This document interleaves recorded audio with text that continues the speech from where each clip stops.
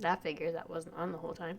Welcome back to Thoughts from a Bookworm. I'm Abigail Grace. Today we are going to be talking about the last quarter, eighth, of Stars Above. And if I had been thinking about it more, I would have just done this when I did Winter, because it's literally going to be like a 5-minute episode if we're lucky.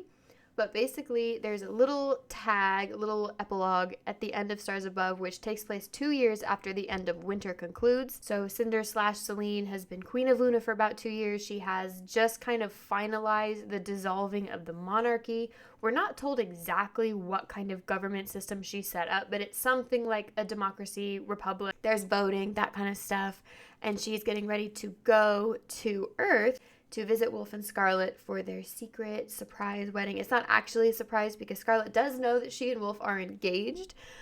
She just doesn't know that the wedding is happening now. She thinks it's happening like in a couple weeks, which is really cute. So the whole thing is from Cinder's point of view. We get Cinder comes back to Earth. She's swarmed by paparazzi, which is kind of weird to see paparazzi in this setting. Like, I know it's in our world, but it just threw me off for a second when there was mention of paparazzi.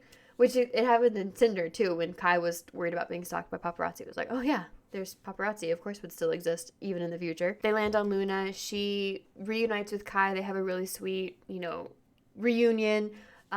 Thorn and Cress are there. They're obviously very much in love and together. Winter and Jason are there.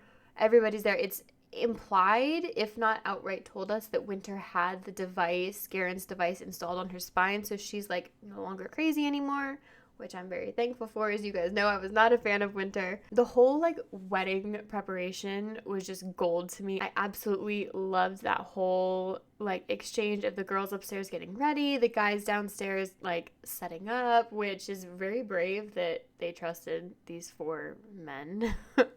Not that men can't decorate, but these 4 men specifically to decorate. I don't know. I feel like Thorn could probably do it because he was, from a rich family, so he knows what looks good, but, Jason, Wolf, Kai might know. I don't know. It was very cute. It was very endearing seeing them all getting ready.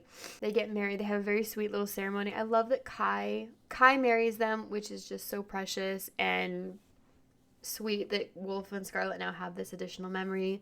They have a party all night long. Emily is there from Scarlet. So it's just a very sweet, intimate moment. And Wolf kind of figured that Scarlet would appreciate having something a little more private, since they've kind of all been being stalked by the paparazzi since the whole end of the revolution thing. Toward the end of the night, after things are kind of settling down a little bit, Cinder and Kai kind of go off by themselves. They go outside, they go for a walk, and Kai proposes to Cinder, which is so, so sweet. I love that.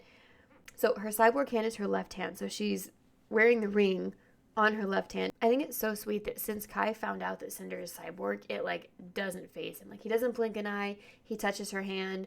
That the morning after Cinder lands on the farm, they fall asleep together because they were talking all night, and she touches him with her hand, and he kind of flinches because it's cold, and then he starts to warm it up in his hands.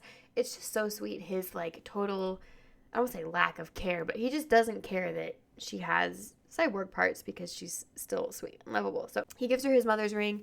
He puts it on her cyborg finger. She accepts, and then that's where it ends. There is a subsequent story of Cinder's wedding that Marissa Meyer did write, but it was a digital book only. There was no physical copy, and it was one of those choose your path books, which I'm not a fan of, and I feel low-key robbed that was our book that we were given for Cinder's wedding. We got a whole section of Scarlet's wedding. The other two, I would have liked to have seen Cress and Thorn's wedding just because I'm a Cress and Thorn fan. Winter and Jason, I don't really care about, but obviously they get married. Everybody gets married, obviously. But Cinder's wedding, I feel very gypped. So I said, this is going to be a super short episode. I'm so sorry that I did not plan better, did not think about that better, but that is where we're going to end today's video. Thank you guys so much for watching. Don't forget to like and subscribe so you never miss an episode.